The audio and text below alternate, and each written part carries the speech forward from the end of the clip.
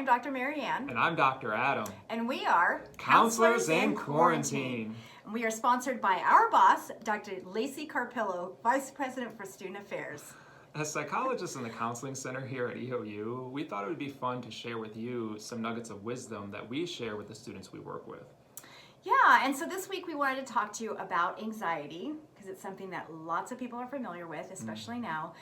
And specifically, just 3 ways that we think about anxiety, and then also just 3 things that folks can do to help kind of move themselves from an anxious response to more of a calm response.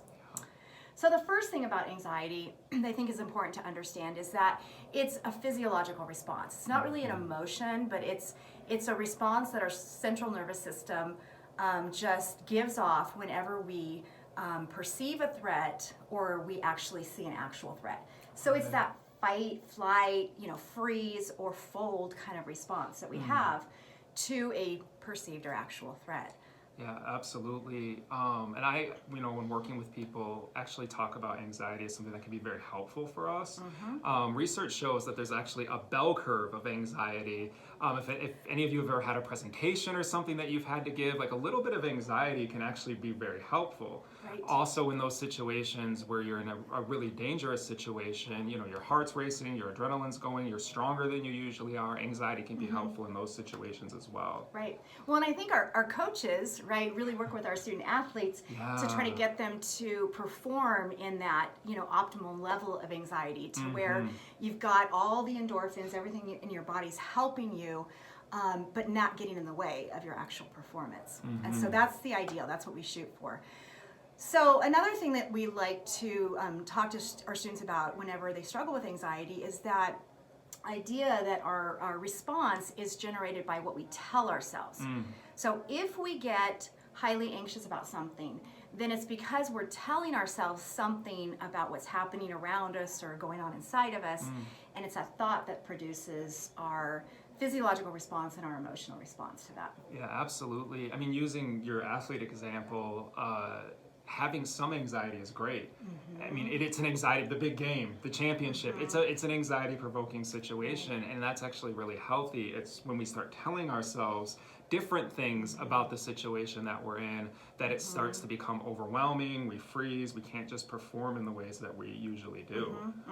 Right. Yeah, so for example, if I, walked into my office here at EOU and it was kind of dark and I saw like something coiled up in the corner, like my initial reaction would probably be to like freak out and want to run the other way because on some level I'm telling myself, oh my gosh, that's a snake, right? It's like coiled up, I don't like snakes, I'm scared of snakes, so I'm going to run. On the other hand, if I walked into my office, saw something coiled up there in the corner and it was still dark, and I said to myself, oh my gosh, that's where that extension cord is. I've been looking for it for days, then I wouldn't have that desire to flee response. And I'd grab a bat and just go to work. No, I'm kidding. I'd be running right behind you. I just want to be tough for this video. Yeah. Right, yeah. And so it's really what we tell ourselves about the situation that we're in. And just even like with this COVID-19 situation, we encourage you to, pay attention to what you're telling yourself, because if you're telling yourself scary things about it, then you're going to react in fear. And you're going to react with anxiety. And if you're telling yourself other things that are also true, that are not as bad or as scary, you can just have a reduced physiological response. Yeah.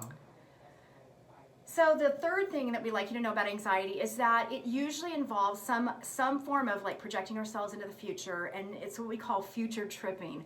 When all of a sudden we're thinking about all these what if scenarios, and we're actually like, thinking about situations and trying to problem solve them in the future, but they haven't even happened yet. Right.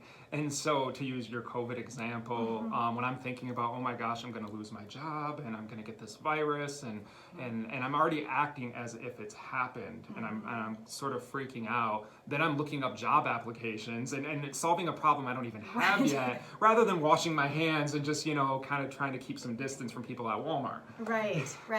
And please don't look for other jobs right now, Adam. I don't like that example. That was good.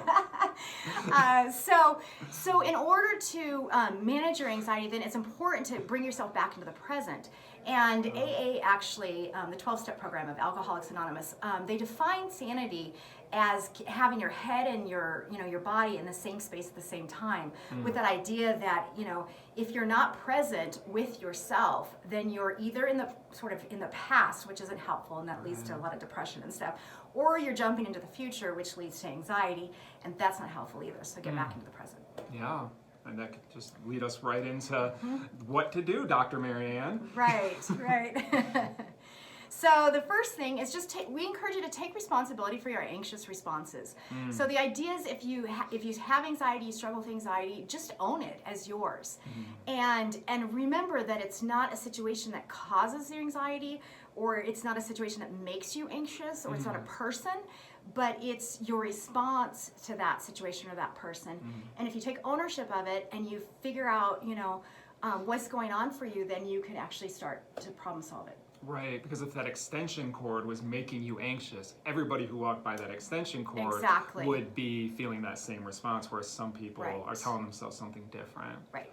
Our second point is just, making sure that your thoughts are in alignment with the reality of the situation. Is what I'm telling myself true? Sometimes we don't know, right? And in those situations, it's really good to reach out to people who may have more knowledge than you, or expertise, or whatever. But just making sure either you're telling yourself the truth, or you're kind of bringing that information in. Be careful what you read on the internet too. I wouldn't suggest Google always being the number one source, but yeah, just figure stuff out. Yeah.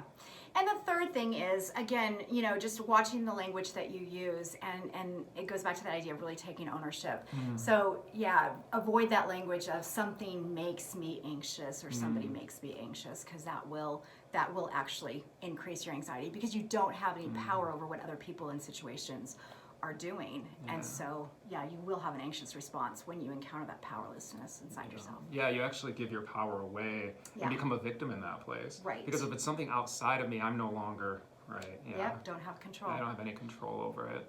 So again, we once again want to thank you all for tuning in. As always, we'll be posting more videos in the future. So if there's a topic that you'd like to hear more about, or if you have questions about EOU's response to coronavirus, go to eou.edu/coronavirus and click the questions and comments button. And meanwhile, we encourage you to practice vulnerability, compassion, and self-care. Thanks. See you next time.